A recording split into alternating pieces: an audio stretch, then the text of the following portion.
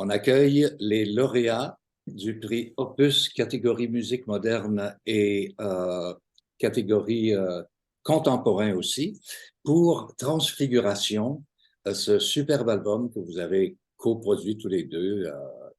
D'abord, Alors, félicitations pour gagnant ça. des prix Opus dernièrement, Oui. nouvellement récipiendaire de ce magnifique prix. Ouais. Bravo, bravo pour Ah oui, votre absolument. beau travail. On a vu le spectacle, c'était tellement magique, magnifique. Je vais, si vous le permettez, rappeler à tout le monde la très belle couverture de pochette où on vous voit tous les deux en pleine transfiguration, quoi. Mais on les a pas nommés. Il s'agit de Valérie Milot, harpiste, et Stéphane Tétrault, Ben oui, mais pour moi, tout le monde les connaît. violoncelliste, qui est à Saint-Martin. Il nous appelle de Saint-Martin.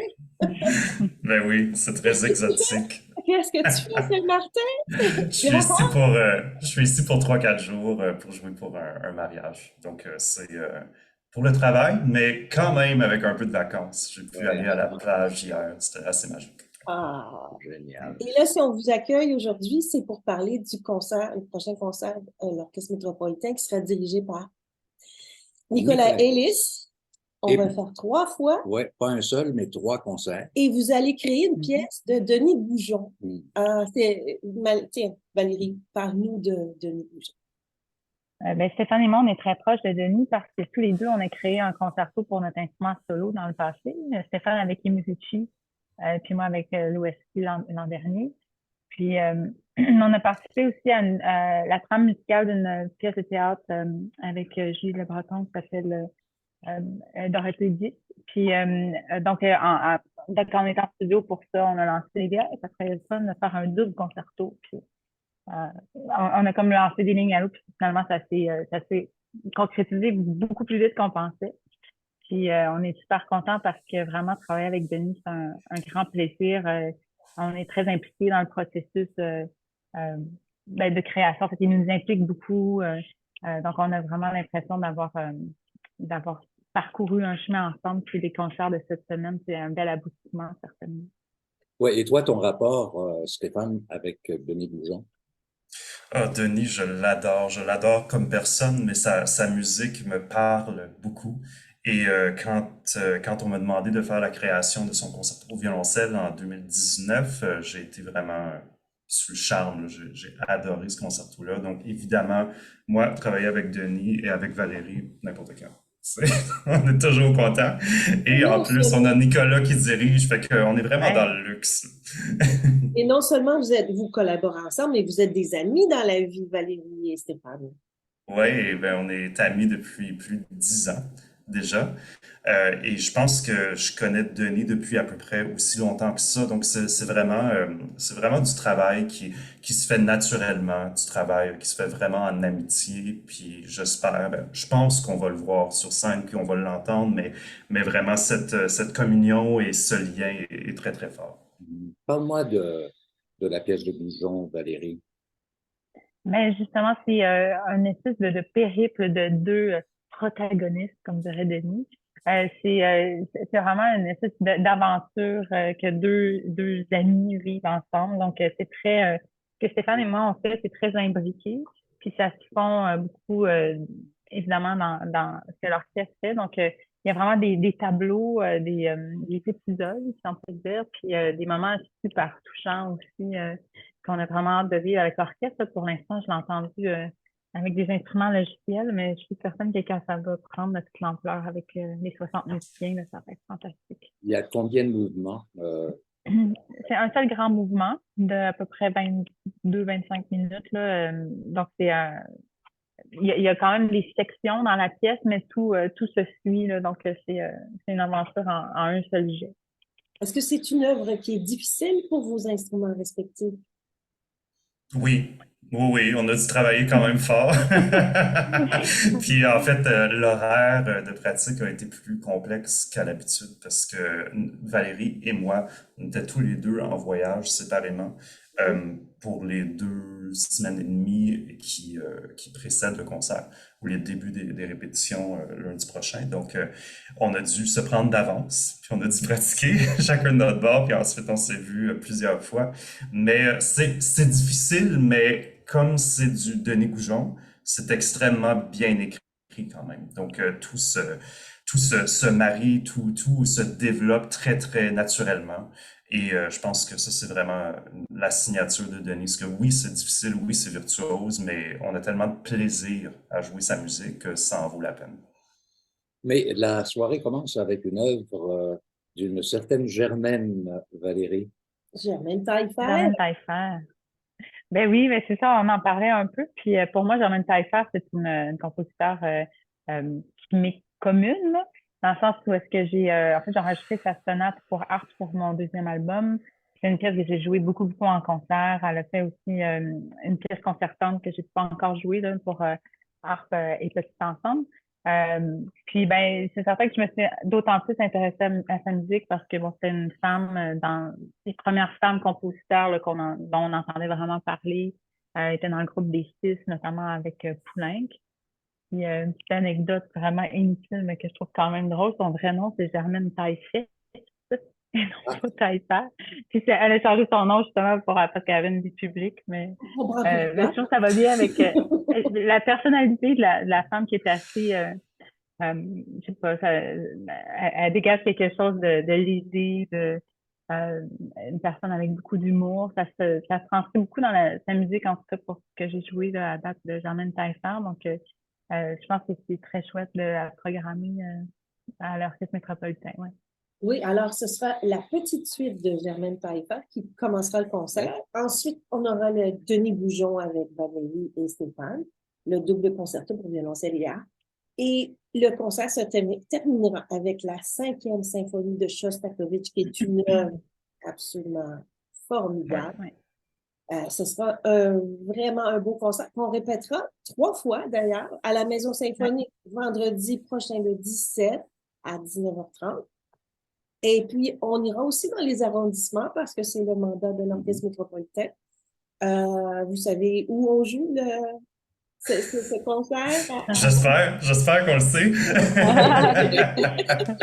C'est dans notre agenda, mais oui, on est à la salle mercredi, puis dans un tic dimanche. ouais. Au Collège Régina Assunta en Oui, c'est après-midi. tellement une belle salle en plus. À J'ai hâte de Ouais. faire cette 15 musique-là heures là-bas. le En dimanche. effet. Oui. Et comment on se sent de revenir jouer pour le public québécois, Stéphane, par exemple? Oh, ben, ça fait toujours chaud au cœur. Je pense que le public québécois et montréalais, en l'occurrence, c'est vraiment un public très chaleureux, très accueillant. On le répète que tu sais, sont très enthousiastes, là, mais ça fait tellement, tellement du bien quand on est sur scène, puis on reçoit ça, puis oui, il y a la fin, puis il y a les applaudissements, puis tout, puis ça fait du bien, mais pour moi, ce qui est encore plus spécial peut-être, c'est pendant le concert, on a vraiment cette qualité d'écoute qui est assez exceptionnelle et on le ressent au concert de l'OM. Souvent, on a vraiment une qualité d'écoute qui est très spéciale et on est vraiment en communion avec ça et avec le public sur scène. Et je pense que ça va être très spécial de partager ce programme avec ce public Et montréalais. Absolument. Valérie, Oui. Valérie, toi, de revenir au Québec. En fait, j'ai été très au Québec dernièrement, Oui, aux mais quatre coins, je dirais. Le bas Fait du que, ben, fleuve, la côte nord. ouais, la Côte-Nord, la Gaspésie, Oui. Avec mais Marianne c'est ça, Lambert. avec Marianne Lambert, ouais.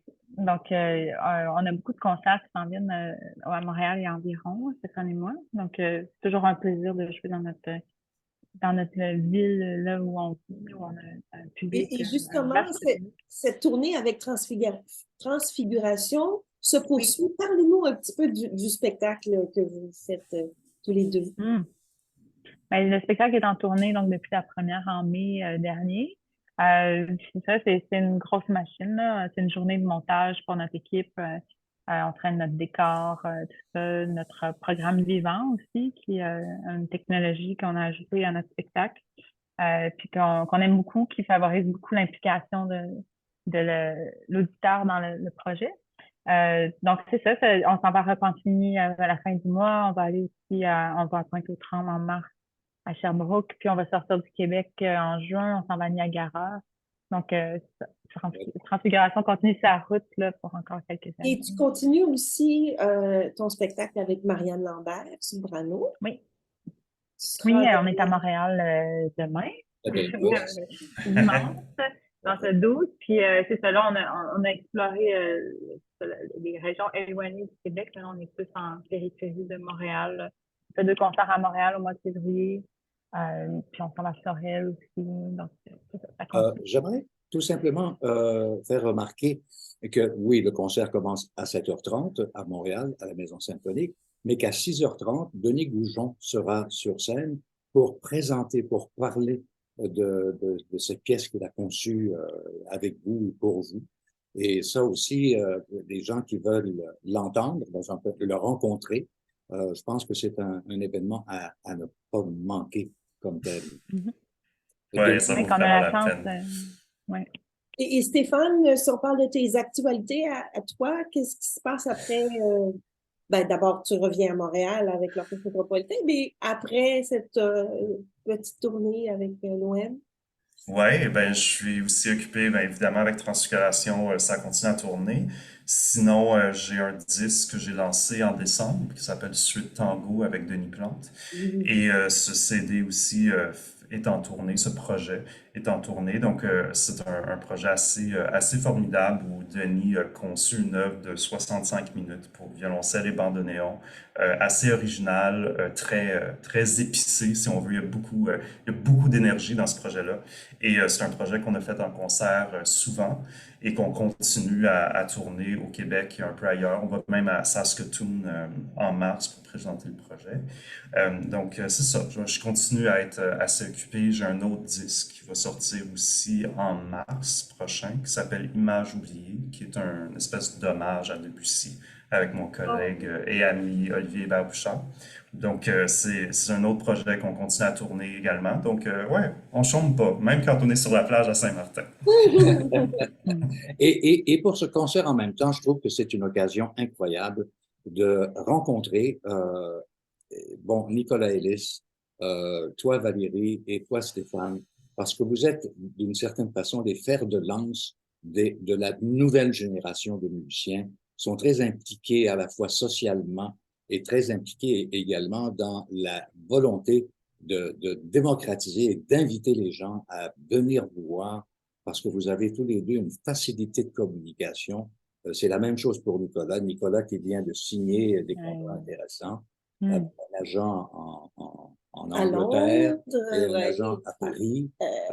Donc, aux États-Unis, oui, sa carrière est flamboyante aussi. alors, c'est à ne pas manquer ce concert qu'on appelle Milo Tétro Goujon avec l'Orchestre métropolitain. Merci beaucoup tous les deux de vous être rendus disponibles. Merci à vous deux. Toujours un grand plaisir.